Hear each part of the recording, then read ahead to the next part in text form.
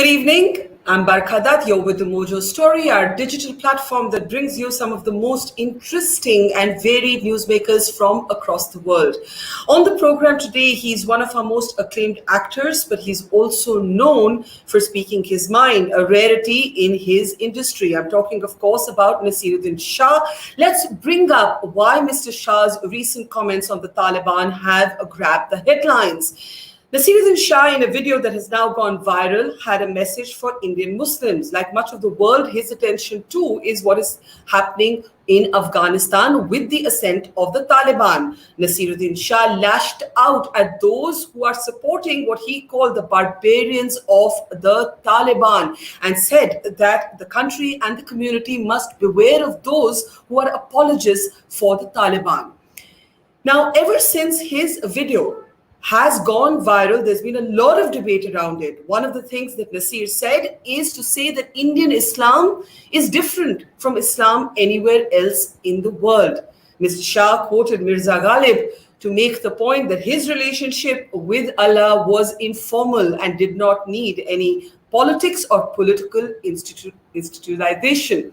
We're going to be talking to Naseeruddin Shah in a moment from now to try and understand what made the actor release this message and why the right wing, which otherwise has been so critical of many of his statements, suddenly is lauding him. And of course, to talk about much, much more, a very special guest on the broadcast today. Let's welcome Naseeruddin Shah to this conversation.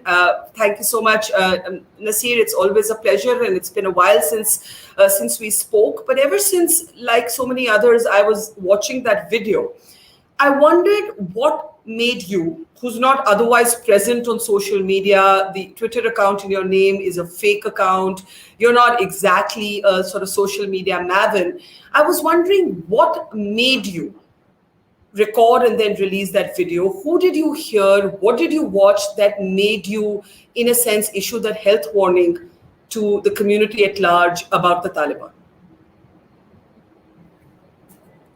The statement has been misunderstood by the Muslims and misused by the Hindutva fanatics, who are either saying that I'm trying to win brownie points with the BJP by saying what I said, or they're saying, okay, here's a Muslim pointing fingers at his own community, finding faults with this. This is what the Muslims are like.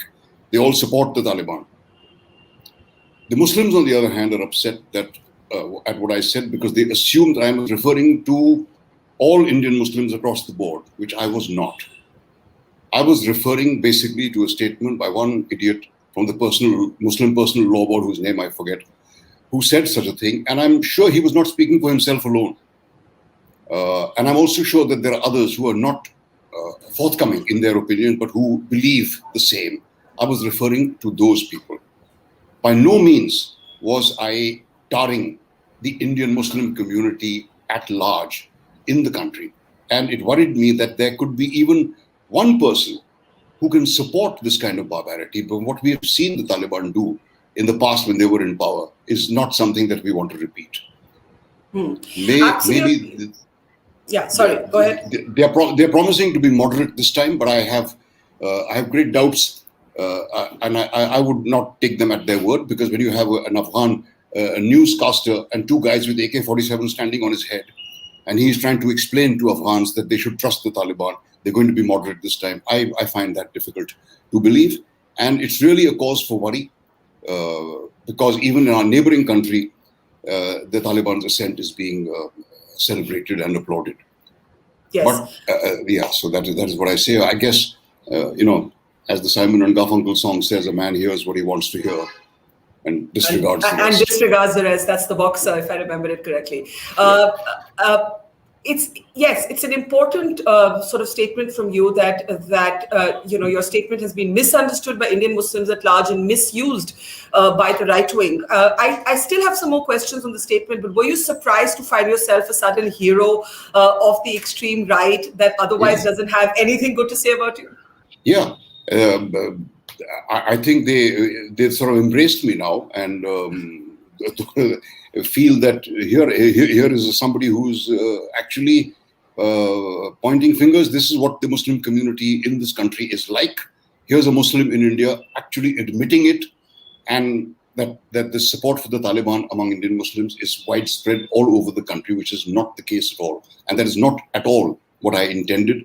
I know what the truth is, and I personally don't know any Muslims who are happy about this monstrous development. That was one of the things a number of sort of Muslim friends of mine as well as colleagues said, that why is it that liberal Muslims are expected to stand up, hold their hand up and say, hello, here we are, we do not support the Taliban. And somehow they saw your statement as an urging of all of them to do that. But I don't think that's what you meant to convey at all. No, that is definitely not. But the fact is, I had no idea that it would be, the statement would be twisted and misunderstood in the way it's being done. I just wanted to state what was in my heart. I wanted to state what I feel my concerns are and what should be the concerns of every Indian Muslim, because this country is very close to us and very close geographically, and it's not an impossibility that the ascent of this Taliban in Afghanistan may ultimately affect us all. Oh, absolutely. And by the way, I'm absolutely in agreement with you when you say that the Taliban is cause for celebration in Pakistan. We saw its recent so-called victory parade where there were suicide bombers, suicide vests, explosives, all part of that parade. And I think you make the point correctly so that this is actually cause for celebration in Pakistan. But when you see sort of self-appointed custodians like the gentleman you referenced of the Muslim Personal Law Board, why do you think the Muslim Personal Law Board has kind of allowed the disproportionate influence that it has appropriated for itself? They are talking to those who think like them. It's the people who have the fundamentalist beliefs. It's the people who go by the word, by every word of the religious teachings that they've had, and it's people who are protesting about the word reform, which I used. How can Islam be reformed? There's no such thing. It's the perfect religion. And so, but, I mean, isn't the banning of triple talaq reform? Isn't the fact that in India we don't amputate the hands of thieves, we don't stone to death adulteresses, we don't have public beheadings? Isn't that what makes Indian Islam different from the rest of the world, from the Islam that is practiced? I'm not saying that this happens everywhere in every Islamic country, but it does happen, and it is widely publicized. But the question is the videographing of injured Muslims being compelled to sing the national anthem and broadcasting it any worse than broadcasting the beheadings of which the Taliban have done? Is the whipping of Dalits by so-called upper caste people and photographing it and spreading it across the world, is this any worse than what the Taliban have been doing?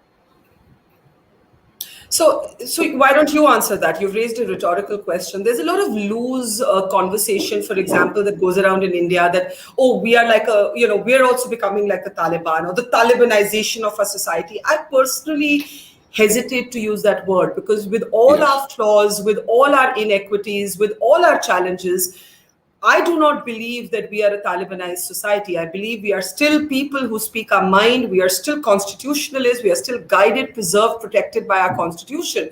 And I personally have a lot of discomfort with the casual use of Taliban to explain extremism and violence in our society. I don't know what you think. It's the reasons that cause this kind of behavior is the same. The visceral hatred for the other, this so-called fear that Muslims will one day outnumber the Hindus, which is an absolutely absurd thing to believe in. This is the cause on both sides, that we just cannot stand anybody whose beliefs are different from ours and who's somebody who sticks to that belief. And I do not believe that we are heading towards Talibanization. But what is happening is pretty much worrying. When you have openly statements, lectures advocating violence against the Muslim community, when you have hate messages being passed around on the internet, on social media. But despite all that, I'm not pessimistic about the future. And I don't believe we will end up going the way of the Taliban. Yeah. So let's unpack some of these things one at a time. In your video, your warning was not for Indian Muslims. It was against even that one freak, and I'm going to call him that, who could find something good to say about the Taliban. But you spoke about the need for reform, and you spoke about Indian Islam being different from Islam elsewhere in the world. Can you elaborate on that? The tolerance that leaving aside marauders like Nadir Shah and so on, the tolerance that has been shown in the Indian among the Indian Muslims, the fact that Mughal emperors actually took to wife Hindu princesses and married them and had offspring from them, which means that they were not entirely foreigners but had Indian blood in them too. The openness with which we practice our religion and the non-biased attitude that I hope most Indian Muslims have. That's what makes us different from a country like Saudi Arabia or a country like Afghanistan or a country like Pakistan even. Yes. Do you feel, I'll come to the sort of extremist Hindutva elements as well, but do you feel disheartened or angry when extremist Muslim elements speak for the community? I remember Javed Akhtar once told me that that extremists of Hinduism or Hindutva are aping Islamists. And he said, Hinduism was actually meant to be this non-codified, almost sort of philosophical way of life. And in codifying itself, it was actually aping the Islamists. How do you see a more ghettoized, a more extreme sort of version of Islam as well creeping up on the Indian Muslim community? Or do you think that's a Hindutva narrative? I don't think that by and large that is the case, that a more ghettoized attitude is creeping in, though it is a fact that there are several housing societies which do not provide accommodation to Muslims. There is of course, the famous love jihad thing, which is a complete nonsensical law which has been passed, and it has been passed not because of this genuine fear that one day, at what rate will the Muslims have to procreate to outnumber the Hindus in this country? It's quite mind-boggling to think of that. It has been done to stigmatize even social relations between the Hindus and the Muslims. And I would say that the Muslim community is less at fault than the right-wing Hindu brigade, which is propagating these things. I don't think there has been any Muslim leader, any Muslim politician who has made the kind of statements that several Hindu right-wing leaders have made about the opposite community. Well, we've had, for example, a group a leader in Assam. We've had, Owaisi's brother. They have also made hate speeches. I can name you a few individuals, certainly that I can think of off the top of my head. Almost all of them are in politics. Almost each one of them is in the political space. And so it's not as if there haven't been hate speeches by members of the Muslim community. But let me ask you this. What is the kind of reform? Because, you have called for reform. You have spoken about the abolition of triple talaq being an illustration of that reform. What is the kind of reform that you would like to see within the community that you think should be community-led itself? That's a difficult one to answer, but by and large, I really think we should change our attitude towards other religions, and I think we need to cultivate this feeling of tolerance, and we need to talk more about the possibilities of brotherhood between the communities. I don't think that isolating ourselves, though at times in certain cities, as I said, we are being compelled to do so, and that's why you find ghettos of Muslim buildings only, which don't allow Hindus to come in, and the same vice versa, the other way around. I don't think this is a healthy attitude, and I don't think that the people the Muslims leaders who you're naming who have named these, they have not been as rabid, I think, as any of no one has openly advocated violence against the Hindu community, whereas the way that has been done recently, even in Ghaziabad and other places. Okay, we can dispute, but I don't want to get into a kind of competitive communalism and take out one extreme speech vis-a-vis the other. Let me point to you a recent survey. I don't know if you read it, by the Pew Research Foundation, based out of the United States of America, that examined the attitude of Indians to religion. And what it broadly found was that both Hindus and Muslims believed in coexistence, but also believed in remaining kind of within their own communities. So, there was a kind of suspicion of certainly love across the trenches, but also even living in mixed neighborhoods, leading many people to believe that this was the thali model instead of the khichdi model of pluralism, if you will. Does that bother you? Does that bother you? Because, really, by now, we should have been at a more intermingled model of Absolutely. cohabitation. Yes, it bothers me greatly. And a statement I made expressing concern for when my children grow up and if they're confronted by a mob which wants to know which religion they belong to, they won't have an answer because they have not been given any religious education. They have not been inducted into any religion. They weren't born with a stamp across their forehead saying that they belong to this or that religion. And I was really hoping that there would be more such instances of intermarriages between the Muslims and the Hindus, or between Muslims and other communities, or between other communities, the diverse communities themselves. That is the only thing that can help. Otherwise, the more we isolate ourselves, the worse the situation gets. One of the things you said when this, and I always say love jihad in quotes because I feel like otherwise we are accepting a language that I completely disagree with. I don't think that there is any such thing called love jihad. But when the intermarriage relationship, intermarriage of communities became a big political talking point, you spoke of your own marriage to Ratna Pathak, and you said that your mother actually asked you, do you want her to convert? And you said no. And I mean, I'm not saying anyway the choice would have been Ratna's, but I'm saying there is an important point, I think, to be made that you can love each other without surrendering your own religious identity.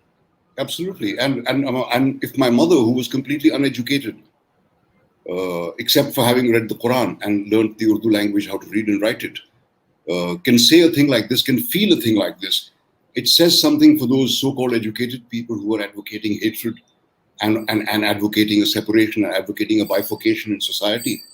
You have people who are now chief ministers of states who are openly saying Hindus and Muslims cannot live together. We have different cultures and they cannot live together in the same society. I leave it to the good sense of whoever is listening to decide which is the more sane belief.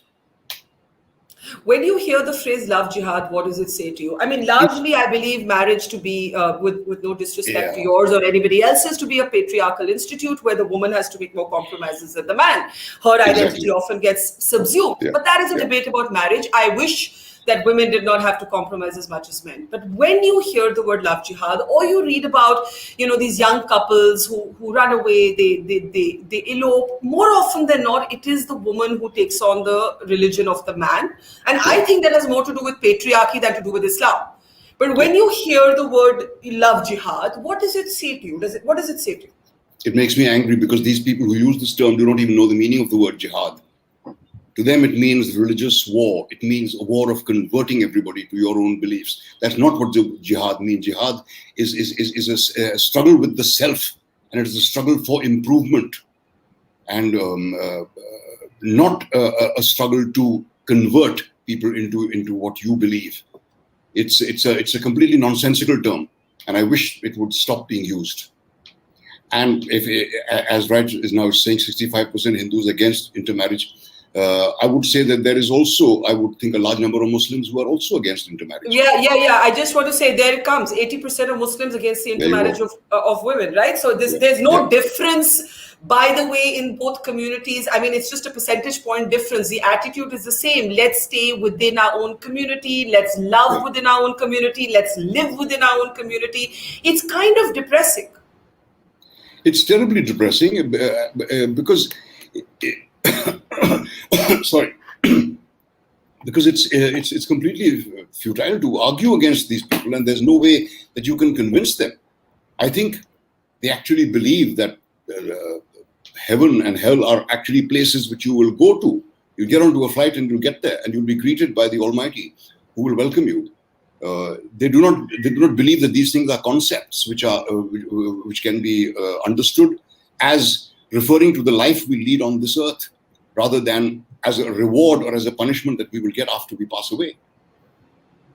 And it's funny that there's so many Muslims who are objecting to it, because Islam advocates converting, and they say that anybody who converts an infidel to Islam, 70 generations of him are assured of paradise. So there should be absolutely no reason for them to protest. And as you said, it's more the women who are affected rather than the men. I've heard of very few cases where a Muslim and a Muslim man has married a Hindu woman and converted to Hinduism. Absolutely. Coming back a little bit to the Taliban, does it worry you that maybe the rise of the Taliban will become a context? It can play out two ways. One, it can become a context to punish Indian Muslims, to expect them to prove their patriotism. That's one way. The other way it can play out is a very real danger of a kind of pan-Islamist extremism that has been Afghanistan and somewhat Pakistan's hallmark in sections of Pakistani society, creeping into India. Which way do you think it's going to go, or maybe both? It's also what happened in Syria, what the ISIS has been doing.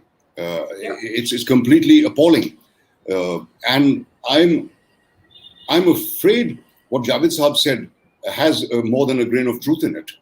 That this is being used. This is not just aping what the right wingers among the Muslims believe and do. It is an expression of their deeper beliefs, which is something I've always suspected. That this hypocrisy of Hindu banega na Musalman banega is a thing of the past. We don't even bother to sing that kind of song any longer. Now it is open hatred, and it's openly advocating, and I dread the day when the Muslims too adopt this kind of a stance. So do you actually feel we're at that point? Not yet. And one can only hope, as I said, I'm optimistic about the future, and one can only hope that it never comes to that, because I think that an integration is more necessary than isolation. You know, I don't watch a lot of my erstwhile medium television anymore, but I see on social media that television anchors that are barely civil to Indian Muslims are busy interviewing spokespersons of the Taliban, and it struck me that these so-called fake nationalists are actually kinder, politer to the Taliban than they are to Muslims in India that they disagree with. You know, so there's just been a spate of these Taliban spokespeople being interviewed, while any Muslim who doesn't fit their template of these anchors is an anti-national. Yeah, because the underlying message is that we are just like you, wink, wink, nudge, nudge, and what you're doing is fine, because we hope that the same will be done here. The other way around, of course. Yeah. Do you, as a free thinker, and that's a phrase I'm using for you, I don't know how you see yourself, whose mind refuses to be co-opted by dogma, do you find yourself, as you have with this video, under attack by extremists of all sides? And how do you cope with that? I haven't felt that till this recent incident, where I've been attacked by the Muslims as well. In any case, I think a lot of Muslims consider me an infidel. They consider that I've done an unpardonable sin by marrying a Hindu and procreating with her. I'm condemned to hell forever as far as they are concerned. It doesn't bother me, the attitude of these people. And I have not felt the target of hostility, except for the occasional hate message on Facebook or something, which I had to get onto to get rid of the fake accounts that are operating in my name. I don't enjoy that. I don't post things much on it. And it is worrisome more than for myself. As I said, I worry more for my children. My life is done. At the most, I'll live another 10 years. I'll be gone by the time things start to get really bad, if they do. But what I'm concerned about is the future of people like my children who will not be able, as I said, to answer this question: what religion are you? What have you told them? I mean, when they were younger, they must have asked you. What was your answer? They're Ratna bhel defines them puris. as bhel puris. And in fact, there are so many of our friends who are in mixed marriages. Yeah. And our children had met them all. Someone is a Muslim married to a Hindu, someone is a Christian married to a Hindu, someone is a Buddhist married to a Muslim. And they took that as absolutely normal. In fact, the first time they met a Muslim couple, they were surprised. And they said, oh, hey, isn't that strange? Is a Muslim married to a Muslim? Isn't that funny? Yeah. So, and we've told them that if in school you're asked what religion you belong to, you say you're a Bhilpuri. Unfortunately, that answer will not wash with an enraged mob who surrounds them, determined to do violence. Yeah, well, bhel puri is a delicious thing, one of my favorite foods. But since they've grown up, have they had more conversations with you? Because one of the things that happens is a kind of, and I've seen this in, by the way, some of my friends, you have a kind of born again religiosity in younger people who react to the polarization all around them. It's very scary, but I've seen it happening with some of my friends. I don't think it has happened to them. It's my daughter, who from an earlier marriage, who lived 12 years, first 12 years of her life in Iran, at the time when the revolution was happening and Khomeini was taking over, and fundamentalism was beginning to grasp the whole country, get the whole country in its grasp. When she came to live with us, she was always in a hijab, would do her namaz 5 times a day, and all that sort of thing. Spoke only Farsi. She gradually shed all those things, and I don't think she's any the worse for having done that. She's probably a more balanced person than she was at that. First, she was just 12 years old, but she's certainly a more mature in her thinking than she could have ever been had she lived the rest of her life in Iran, in that hijab and that kind of restriction among the Muslims. The boys, they have not been troubled by these developments at all. I don't know how long it is before they begin to be troubled.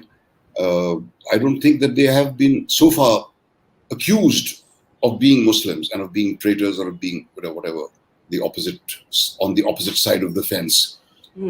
Sooner or later, I think they'll have to come to terms with it. They'll have to find their own equations about it. How do you self-identify? I mean, I'll give you my example. I'm agnostic, and I don't identify by religion at all, but I recognize that to be part of my deracination in a deeply religious country. I recognize that maybe to be my westernization.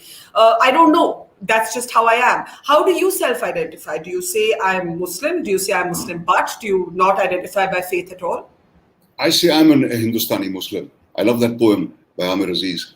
I've recited it, in fact, many times. And I can recall, even at the age of 5 or 6, arguing with them. Can you recite a bit of it for our audience that may not? It's a younger audience online, so it may not be familiar with it. So if you could recite a little bit of it and then respond. I haven't memorized it. I've got it somewhere. I'll look for it. But what I was saying was that we were taught how to read the Quran when we were about 3 or 4 years old. There's this Maulvi Sahib who used to come over to us and talk the most absolute nonsense to us. The earth is flat. Music is haram. Depiction of living figures is haram.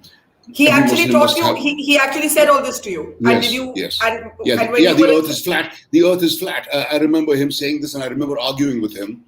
And my dad, who was very orthodox but was not a fundu, telling me, look, you don't argue with him, just listen to his point of view. But I remember arguing with this man and say, what do you mean by saying only Muslims will go to heaven? Why must my best friend is K.C. Singh? And why should he go to hell? He's a good boy. He loves his parents. He obeys his parents. He's respectful toward his religion. Why should he have to suffer the torments of hell? I remember feeling this even at that age. I don't remember ever being a devout Muslim. I did when studying in Aligarh, and when I was taught how to do the namaz, I used to enjoy the ritual itself. I don't know how deeply I believed in it, but I did enjoy it, and it did give me a great deal of solace. I no longer do that. I no longer feel the need to pray, except in gratitude. That's the only kind of prayers that are said in our home. There is the cultural aspect, of course. Yeah. Salam alaikum is heard as often as Namaste is heard in our homes. We celebrate Diwali and we celebrate Eid with equal fervor, not as religious occasions, but as an occasion for togetherness among the families. So I think of myself as an Indian, period, not as a Muslim. It angers me greatly when I have no longer is the case that you have to fill in on your passport and so on what religion you belong to. In fact, when my sons were being admitted to a school when they were 5 years old, there was a column which asked their religion, and I told the principal, I said, I don't know what religion they are from. Should I write actor? Oh no, please don't. So in that case, I'm leaving this column blank. I'm not going to fill this on. I refuse to fill this column. And I'll say to my credit, from the next year, that column was banished from the school pro forma, which I feel very happy about. Good for you. But talking about actors, you are a rarity in your industry. There's a handful of you who now speak about anything at all. I was talking to Vishal Bhardwaj the other day, who was very anguished about this proposal to be able to sort of certify films even after the censor board has given them a certification. And he said to me, he said, "Ab to Aamir Khan bhi nahi bolta."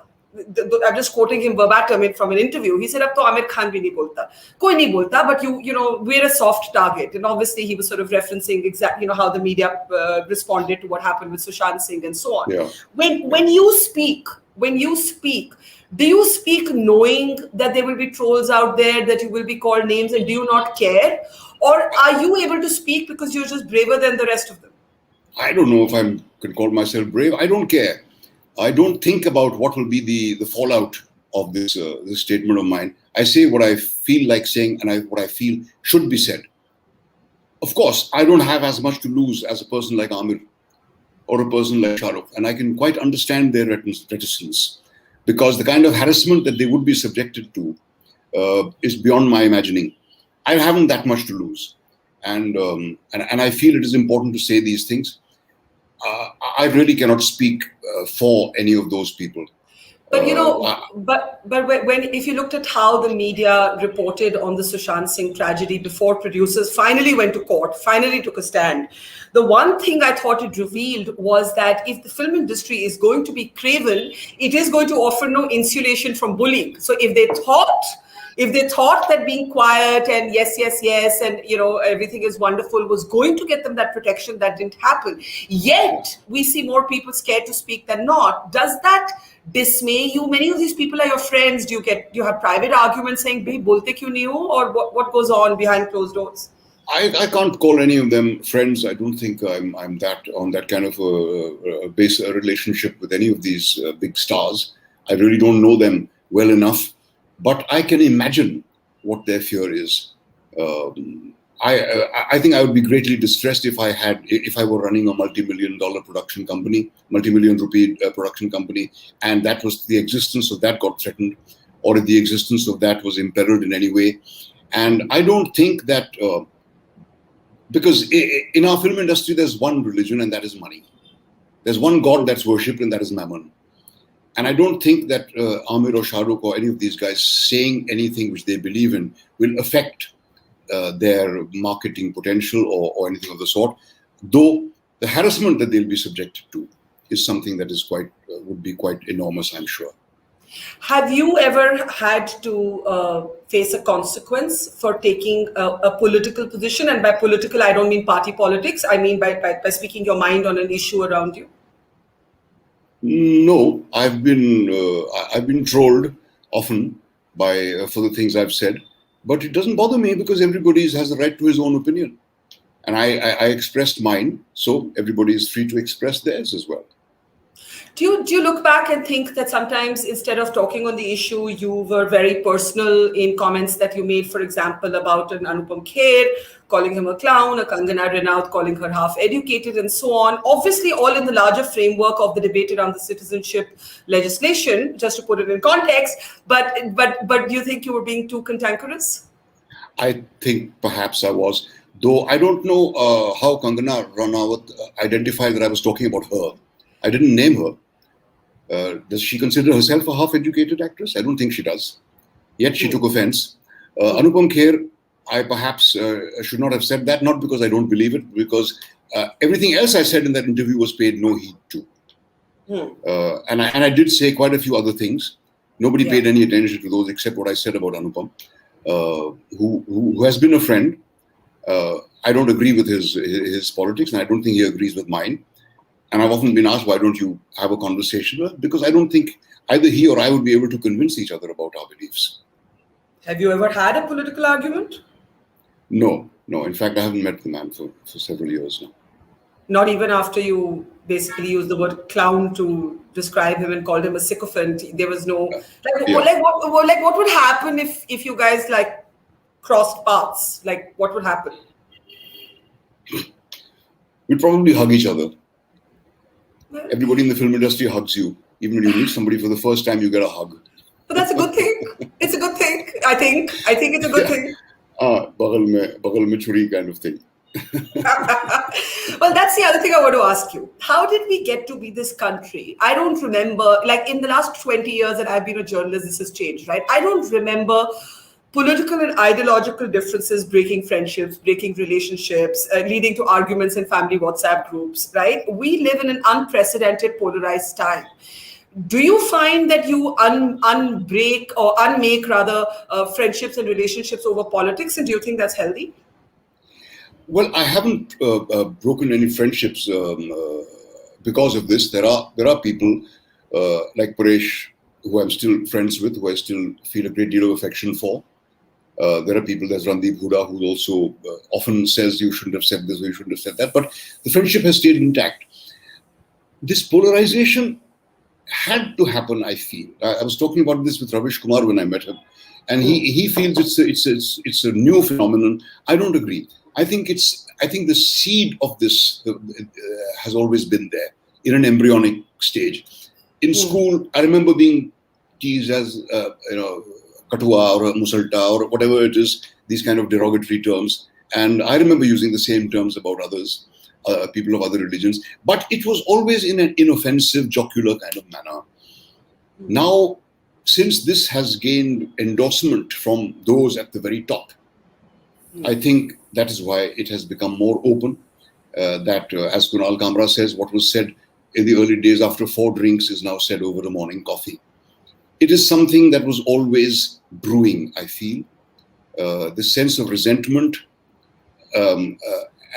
despite the enormous contribution of the Muslims to the film industry. It was always brewing. Dilip Kumar would have been the greatest star and the best actor in this country, no matter what his name would have been, I feel. But for some reason, he felt the need to change his name to a Hindu name. Muhammad Rafi didn't feel that need. Talat Mahmood didn't feel that need. So that is why I think that it's always been there in an embryonic kind of thing. Even in the industry, because I mean, arguably these 3 Khans, the cliche of the evergreen 3 Khans has persisted, and they've never sort of played down their Khanness, right? So when you say but they're not so popular because they're Muslims. They're popular because they sell. They're popular because they provide the audience with the dreams that the audience. But isn't the fact that they sell prove the point that there can be that transcending beyond religious identities that is possible? Well, the kind of trolling that Aamir was subjected to, expressing his concern, proves the opposite. So when you say that the sort of the seeds of this, the embryonic reality of this exists, you're not just talking about India, you're saying it exists even in the industry, that even within the film industry, and you don't mean only the audience, there is a kind of latent prejudice against Muslims? I would say it has increased over the last decade or so. How does it manifest itself? In the fact that even someone who, like Aamir, as I said, who's so much supposedly loved by his audience, can face the kind of backlash that he faced, or a man like Shahrukh, who people across the board adore, had to face just because he said something about intolerance, which is a bad word anymore. Yeah. It just proves this. It's not always been all that hunky-dory as we've imagined. And much as we may have professed to be all embracing and so on, I think there has been a potential for this kind of thing to flower always, and it has finally flowered.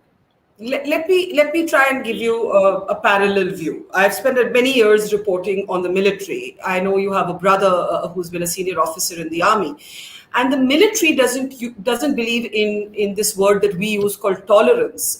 Army units actually have sarv dharm sthals of worship, which is multi-faith Yeah. places of worship. Yeah. Many of their units have a mandir, masjid, gurdwara rolled into one. The commanding officer adopts the religion of his troops, especially on key festivals. You've had Hindu leading namaz prayers and the other, Maulvis being able to participate in Diwali. And so they actually participate, they don't just tolerate. And sometimes I wonder if our problem is indeed that we just ask to tolerate each other instead of celebrate each other. Yeah, I don't think.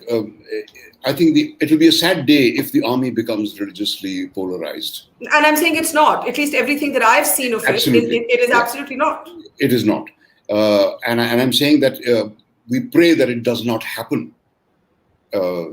My brother wouldn't have reached where he was as deputy chief of the army staff if there had been this kind of a bias against Muslims in the army, because in the army it's your commitment and your valor and your courage, I suppose, that counts much more than your religion.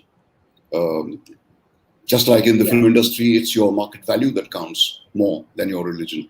But that doesn't mean, in the film industry at least, that your religion can be completely discounted.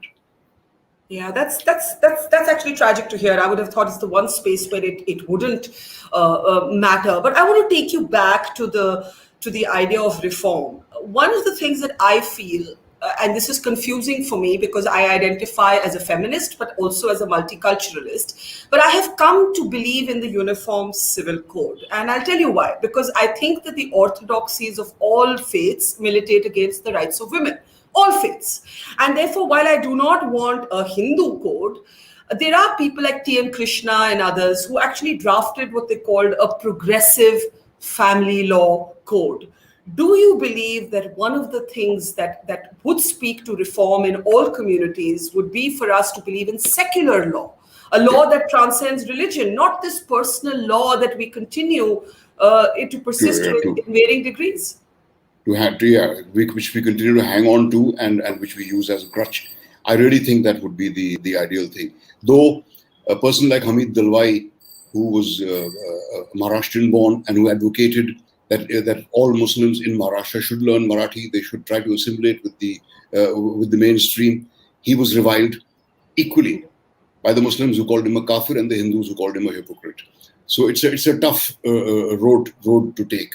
But certainly, I feel I'm in complete agreement with what you said about a uniform civil code rather than a personal law which allows this for one religion and that for another religion. Yeah.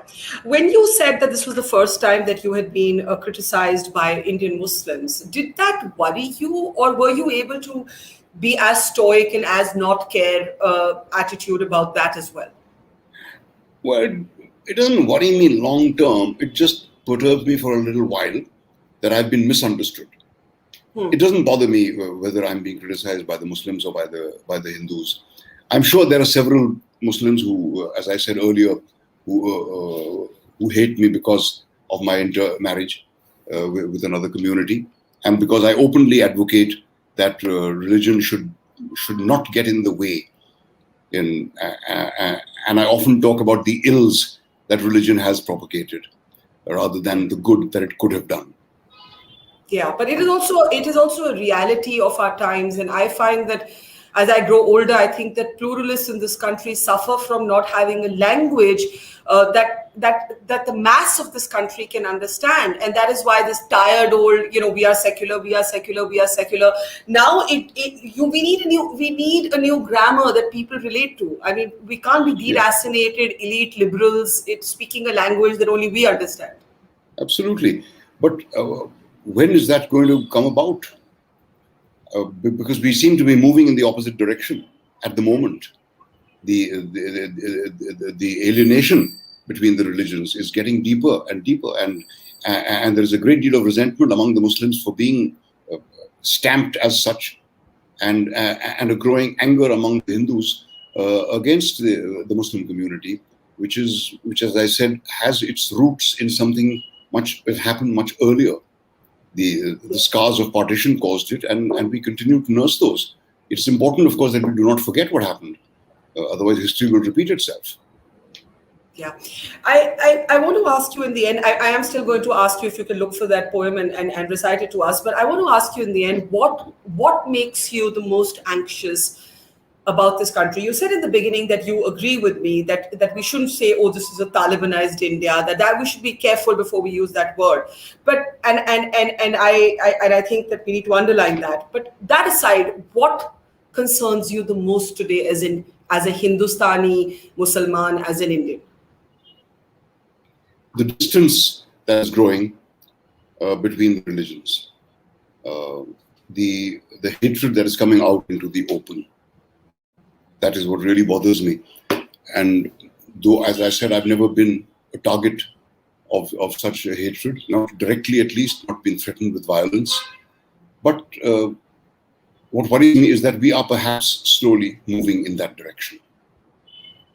Yeah, it's utterly depressing. I just, before we close, I'm going to request you if you can find that poem. Can you? Is it anywhere close by? Yeah, if you can, that would be absolutely fabulous. And to our audience who is tuned in, there are many of you there. I think it's important that Mr. Shah has just said that he feels that his viral video on the Taliban was misunderstood by many Indian Muslims and misused by Hindutva extremist groups. So that's an important point to remember. Naseer, were you able to locate it? No, I'm not. But let me recall the few lines that I remember about it. Sure. कि अजान के वक्त cigarette जलाते हुए जो cigarette पीते हुए मुझे अजान सुनाई दी तो ख्याल आया कि मैं कैसा मुसलमान हूँ भाई, मैं शिया हूँ या सुन्नी हूँ, मैं etc. I've forgotten the exact words. It's an absolutely beautiful poem, but it talks of मंदिर की चौखट मेरी है, मस्जिद के क़िबले मेरे हैं, यीशु का गिरजा मेरा है, मैं नानक महाराज को भी सलाम करता हूँ, मैं हज़रत मोहम्मद को भी सलाम करता हूँ, मैं राम जी को भी मानता हूँ. I embrace all and I am this. मैं सिगरेट दारू भी पीता हूँ, अपने अंदाज से जीता हूँ. These are somewhat some of the lines that I remember roughly, which is talking basically about unity. It's not talking about asserting my identity as a Muslim. Yeah, and I think it's also important to remember that there isn't one Indian Muslim. You know, this even we in the visual storytelling space will show a skull cap, a dadi, that half pajama. That's just one visual manifestation of being Muslim. The story of Indian Muslims can't be told in cliches, and so this poem not just asserts that composite nature of being Indian, but also that there are many dimensions to, you know, everybody defines, as you said in that video, and I think that part is not misunderstood. Everybody defines their relationship with their God individually as well.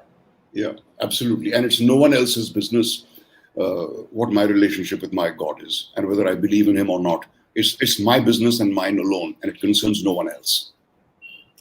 Thank you, Naseeruddin Shah. I thank you not just for this interview. I thank you for being that rare person who still speaks in what he believes in. We are running short of those people. And so I thank you more for that than for this conversation, which has been riveting as well. Thank you so much, Naseer. In return, I thank you, Barkha, for what you've been doing and for what you continue to do. More strength. Thank you. Thank you. Thank you so much. Thank you to our audience. See you soon. It's great to see you here. Thank you for watching our work. If you haven't subscribed,